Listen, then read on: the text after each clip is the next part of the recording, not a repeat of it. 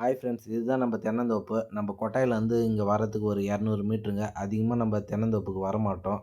ஏன்னா நம்ம வந்து ஒரு யூஸும் கிடையாது. நம்ம வரப்பலாம் ஒரு தேங்காய் கூட இருக்காதுங்க. அதனால் நம்ம இந்த தென்னந்தோப்புக்கே வரமாட்டோம். இன்றைக்கி சரி எதார்த்தமா நம்ம சும்மா இருக்கோம்னு சொல்லிட்டு இந்த வழியாக வந்தோம். கடைசியில் பார்த்தா தேங்காய் எல்லாமே கீழே கிடக்குதுங்க. யாரும் வந்து எடுக்கல போல. சரி இன்றைக்கி நம்ம தென்னந்தோப்பு நம்ம தான் எடுக்கணும்னு சொல்லிவிட்டு நம்மளும் ஒன்று ஒன்றா எடுக்க ஆரம்பிச்சிட்டோங்க. நம்ம கலெக்ட் பண்ணோம். ஒரு 8 தேங்காய் கிடச்சிதுங்க. இதுவரைக்கும் நான் இதில் வந்து 8 தேங்காய் அறுத்ததே இல்ல. நெக்ஸ்ட்டு வந்து 8 தேங்காவை நம்ம எப்படி எடுத்துன்னு போறதுன்னு சொல்லிட்டு நம்மக்கிட்ட வந்து வண்டி சாவி இருந்துச்சு.